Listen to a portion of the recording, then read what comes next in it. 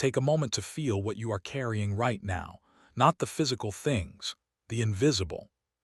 Wait, the thing that was there when you woke up this morning before you were fully conscious enough to name it, the low hum of something unresolved, something unfinished, something that happened or did not happen or should have happened differently, that sits just below the surface of the day and makes everything slightly heavier than it should be. Now consider how long you have been carrying it, not in the acute phase, not the days when it was all you could think about, when it had its full weight and its full presence and demanded your full attention, but in this form, the background form, the carried form, the thing that has been with you long enough that you have stopped registering it as a burden and begun registering it as just the weight of being you. This audiobook is about that weight, about what it is, where it came from, why you are still holding it when some part of you knows clearly that it is time to put it down, and about what it would mean, what it would actually feel like in the daily texture of a life, to set it down. Not to forget it, not to pretend it was never there, simply to stop carrying it as the primary cargo of your days. You were never supposed to carry all of this. Some of it was never yours. Some of it served its purpose and is finished. Some of it you picked up so long ago that you have forgotten.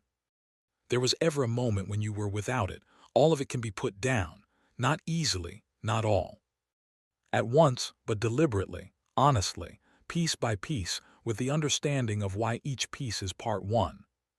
What we hold and why, the psychology of clinging. The mind clings. This is not a flaw in its design. It is one of the most fundamental features of how human consciousness works, a feature shaped by millions of years of evolution in an environment where losing things could literally cost you your survival.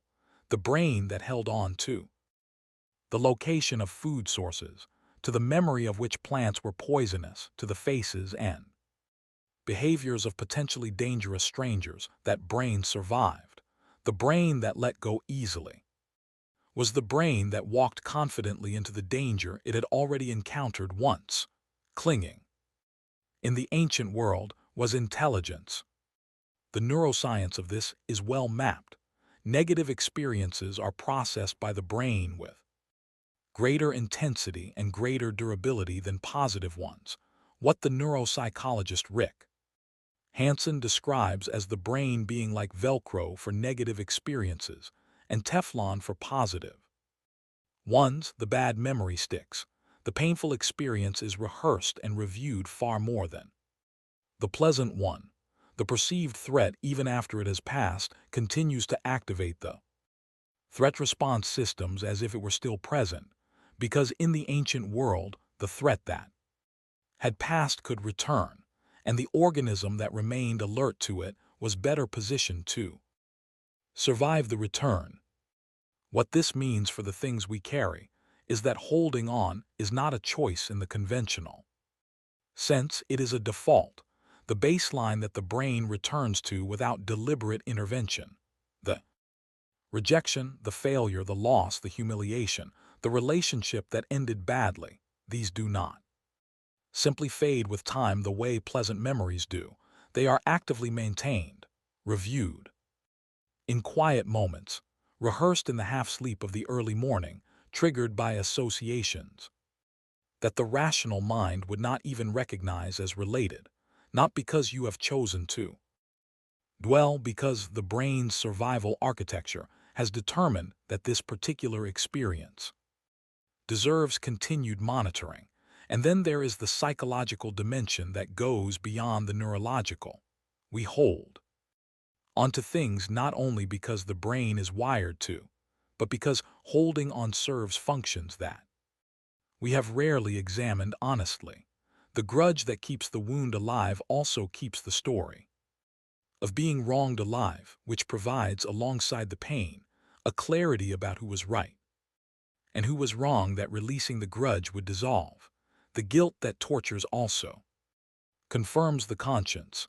It is evidence that you are the kind of person who cares about having done harm. The The grief held past its natural movement maintains the bond with what is gone. The carrying, however heavy, is doing something, and until we understand what it is doing, the instruction to simply let go asks us to give up the function without offering anything in its place. This is why so much advice about letting go fails. It addresses the symptom, the holding, without addressing the reason. It tells you to release without asking what the grip is for. And the grip, however painful, has always been for something. Understanding what that something is the first and most necessary step toward genuinely being able to put it down. Part 2. The things that were never yours to carry. Not everything you are carrying was ever yours to carry. Some of the weight in your pack was placed there by other people, parents, teachers, early relationships, the culture you were formed in at a time when you were too young, too open, too unformed to question whether you should accept it. And you have been carrying it since, not because you chose it, but because you never stopped long enough to examine the inventory of what you are holding and ask which items are genuinely yours. The psychologist and writer Mark Wallen has documented what he calls inherited family trauma, the transmission, across generations, of unresolved emotional material that moves from parent to child, not through explicit teaching, but through the subtler channels of attachment, nervous system attunement, and the stories a family tells about itself and what the world is like. The parent who never recovered from a loss conveys something to the child about the permanent danger of attachment. The family whose history includes poverty or persecution transmits a vigilance about scarcity that can persist for generations past the original threat. The child absorbs these things before they have language for them, before they can ask whether the fear is theirs or someone else's fear, borrowed and carried forward. There are also the more immediate inheritances, the expectations of a parent about who you should become that you have been either fulfilling or rebelling against for decades, in both cases organized around them. The definition of success that your early environment installed before you had the capacity to choose your own, the belief about your own capability that was handed to you by someone whose opinion you could not yet evaluate critically, and that you have been living inside as if it were simply the truth. The philosopher Jean-Paul Sartre argued that human beings are condemned to be free, that there is no escaping the responsibility of choosing who you are and how you live. But he also understood that most people spend their lives precisely avoiding this responsibility, living out roles, expectations, and identities that were assigned rather than chosen, carrying the weight of scripts written by others and calling it their own life. The act of examining what you carry and asking which of it you would actually choose if you were choosing now, as a fully formed adult, with full awareness, that is one of the most radical acts of freedom available. The examination begins with a simple but uncomfortable question. Whose voice is this?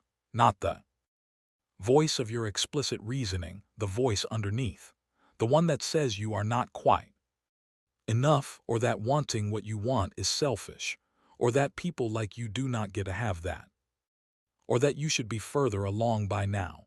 Whose voice is that?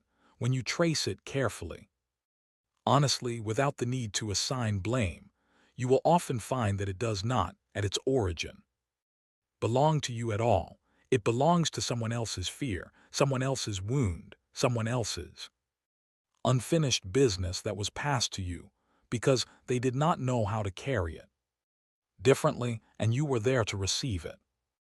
You are allowed to hand it back, not with anger, not with accusation, with the quiet, clear-eyed recognition that this particular weight was never assigned to you by anyone whose authority over your life you would now choose to honor, that you received it when you were not yet in a position to refuse it, and that you are now. Part 3. Letting go is not giving up, the distinction that changes everything. There is a resistance to the idea of letting go that is worth taking seriously before dismissing it. It sounds to many people like surrender, like the abandonment of standards, of care, of love, like the claim that what happened did not matter, that the person who hurt you is absolved, that the future you planned and lost was not worth grieving, that to release is to betray. And this resistance is not irrational. It is pointing at something real, a genuine confusion between two things that feel similar and are entirely different. Letting go is not the claim that something did not matter. It is what becomes possible precisely because it mattered. You do not let go of things that never touched you. You only ever let go of things that were real enough, close enough, important enough to hold. The release is not a diminishment of what happened. It is the honest acknowledgement that what happened was real, that it cost what it cost, that it changed you in the ways it changed you, and that carrying it forward beyond the point at which the carrying serves anything is not an act of honoring it. It is an act of letting it take more than it already has. The Buddhist teacher Pema Chodron writes about the difference between the sharpness of a wound and the infection of resentment. The wound is what happened. The resentment is what you do to yourself afterward by refusing to let the wound be over. The wound had its time. It was real and it deserved to be felt. But resentment, the re-feeling of the wound long past the point of its usefulness, is not loyalty to the pain. It is the pain extended voluntarily by someone who has confused continued suffering with continued caring. The Stoics made a similar distinction through their concept of preferred indifference, things that matter and are worth pursuing but whose loss, once it has occurred, must be met with equanimity rather than resistance, not because the loss was not real, not because it should not have been prevented if possible, because what has happened is now in the category of things outside your control, and to expend your energy fighting what is already settled is to waste the only resource that can actually change what comes next. Letting go and giving up occupy entirely different territory. Giving up is the abandonment of something while it is still in your power to act. It is the early exit, the premature surrender, the decision that the cost is not worth the attempt before the attempt is complete. Letting go is what happens after you have done what you could, after the outcome has been determined, after the thing is over, and the question is no longer what to do about it, but how to carry what it left. Letting go is not the abandonment of effort. It is the release of the results of effort that have already been returned, whatever form that return took. The life that becomes possible on the other side of this distinction is not a life without standards, or care or love. It is a life in which the standards, care, and love are directed toward what is present rather than consumed by what is past. A life in which the energy that has been going into carrying is freed for the building, in which the story can move forward because you have stopped demanding that the previous chapter end differently. Part 4. Forgiveness, the weight you stop carrying for yourself. Forgiveness may be the most misunderstood of all the concepts in the letting go conversation. It is misunderstood because the word itself contains a confusion about who it is for. It sounds like something you do for the other person, an absolution, a gift, the granting of release to someone who may not deserve it, who has not asked for it, who may not even know they need it. And this framing, forgiveness as gift to the wrongdoer, is precisely what makes it feel impossible to people who have been genuinely and seriously harmed. Why would I give that to someone who did this to me? What do they deserve of my mercy? The answer is that forgiveness, properly understood, is not mercy extended to the person who harmed you. It is a decision made entirely about yourself, about the quality of your own inner life going forward, about whether you are willing to continue spending your attention, your Energy, your present moments on the management of a resentment that connects you, in the most intimate way possible, to the person or experience you most want to be free of. The psychologist Fred Luskin, whose research at Stanford on forgiveness has produced some of the most rigorous findings in the field, defines forgiveness as the peace you make with the past in order to live fully in the present. He is careful to say what it does not include. Condoning the behavior, reconciling with the person, forgetting what happened, or pretending the harm was less than it was. Forgiveness, in his research framework, is a decision renewed repeatedly, not made once, to stop allowing a past event to define the quality of your present experience, to reclaim the attention that resentment has been consuming and redirect it toward the life that is actually here, actually available, actually worth being present for. The cost of unforgiveness is not always visible. It does not always announce itself as bitterness or the obvious diminishment of a life. It often arrives in subtler forms. The guardedness that prevents new trust because an old trust was broken. The anger that arrives in situations that seem unrelated to the original wound but share its essential shape. The background expenditure of cognitive and emotional energy on the maintenance of a case that will never be tried in any court that can return what was taken. The person who harmed you has, in all likelihood, moved on. You are the one still in the courtroom. And self-forgiveness, the forgiveness directed not at another person but at an earlier version of yourself, is, for many people, the harder and more necessary work. The mistakes you made before you knew better, the words said in a moment of fear or anger that left damage you could not fully repair, the choice that seemed reasonable at the time and that you have been paying the interest on ever since. Self-forgiveness does not mean that what you did was without consequence. It means that the person who made that choice made it with the understanding they had then, and that holding the present self accountable to the standard of knowledge only the present self possesses is a form of cruelty you would not apply to anyone else in the same situation. Part 5. The practice of release, not a moment but a direction. Letting go is not an event. This is the single most important thing to understand about the practice of release, and the single most common source of the frustration that comes when someone has tried and found that the thing they let go of is back the next morning. Letting go is not the dramatic once-for-all release that the phrase implies. It is a direction, a practice, renewable daily, sometimes hourly decision to not pick the thing back up after the mind has set it down again. The Buddhist tradition, which has perhaps the most sophisticated and most practically developed understanding of release, describes the practice in terms of noticing and returning. The mind clings, this is its nature. You notice the clinging, this is the practice. You return gently and without self-criticism to the present, this is the release. And then you do it again.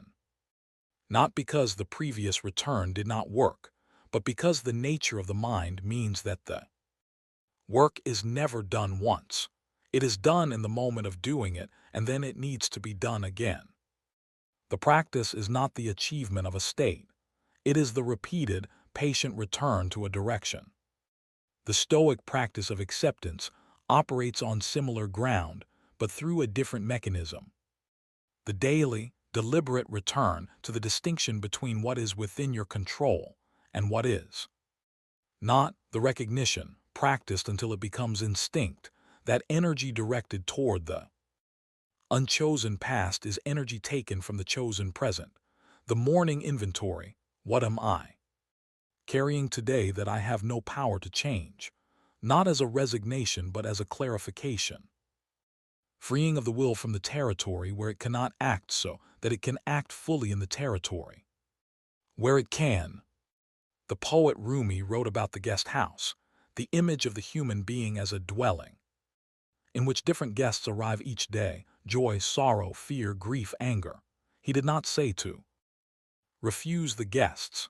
He said to welcome them all, to meet each one at the door, to let them have their time, and to release them when their visit is complete. The holding in his image is not the problem, the holding past the time of the visit, the refusal to let the guest depart when the visit has run its natural course. That is where the weight accumulates. The practical first step is inventory, not an emotional reckoning, a simple list. What am I carrying specifically? The grudge, the regret, the lost relationship, the failed ambition, the inherited expectation, the verdict from years ago that you are still contesting. Name each one. And for each one, ask the honest question: what is the carrying doing? What function is it serving? What would I have to feel or face or accept if I put this down? Because the answer to that question is always the actual reason the thing is still being carried. And the actual reason, seen clearly, without judgment, is always the place where the release becomes possible. The second step is permission, not the permission of anyone else, your own, the explicit, internal granting of permission to be done with this, to have learned what it had to teach, to have paid what it required, to have grieved what deserved to be grieved, and to move forward. Not as someone who has forgotten, but as someone who has decided that the carrying is complete, that the weight has been held long enough, that what comes next deserves the full presence that the carrying has been consuming. And the third step is the daily return, the practice of noticing each time the mind reaches for the familiar weight, that the reaching is a choice, not always a conscious one, but a choice, and therefore interruptible. You will reach for it. The brain's architecture almost guarantees this. The practice is not the prevention of the reaching, but the development of a different response. When it arrives, not judgment, not the self-criticism that adds another weight to the pile. Quiet, patient, almost affectionate noticing, there it is again, and the gentle return to here, to now, to the only moment in which the life you have been deferring is actually available, the closing. There is a quality of lightness that is not the absence of depth, not the lightness of someone who has not been touched by difficult things. That is not lightness, it is simply inexperience. The lightness of someone who has been touched fully by everything life has brought them, who has felt the weight of it completely, who has carried it as long as it needed carrying, and who has learned, through the specific unglamorous daily practice of release, to set it down. When the carrying is done, that person is not unfeeling, they are not detached, they are not performing peace while quietly drowning in what they have suppressed. They are simply free in the specific, hard-won, philosophically serious sense of a person who has examined what they carry and made conscious choices about what belongs to the past and what belongs to the life still ahead. You came to this carrying something, perhaps many things.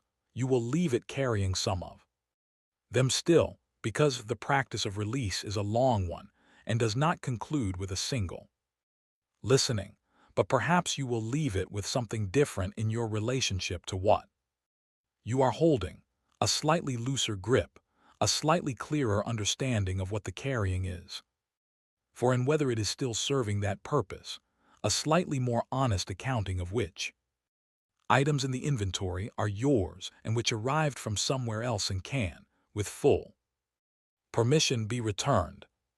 The Stoic philosopher Epictetus wrote, "Make the best use of what is in your power, and take the rest as it happens, the rest as it happens.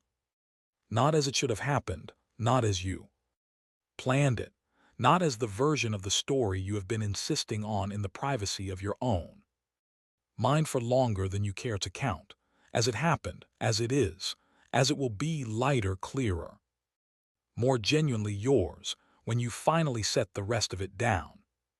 You were never supposed to carry all of this. Some of it was never yours. Some of it has done its work and is finished. Some of it will take longer to put down than this moment, All of it is. Lighter than you believe it is when you stop holding it alone. Set something down today, not everything. One thing, the thing that came to mind when you first heard that question, what are you carrying? That thing just for today, and see what the day feels like without it. The life you have been waiting to live does not begin when the weight disappears. It begins the moment you decide that the weight no longer gets to be the reason you wait.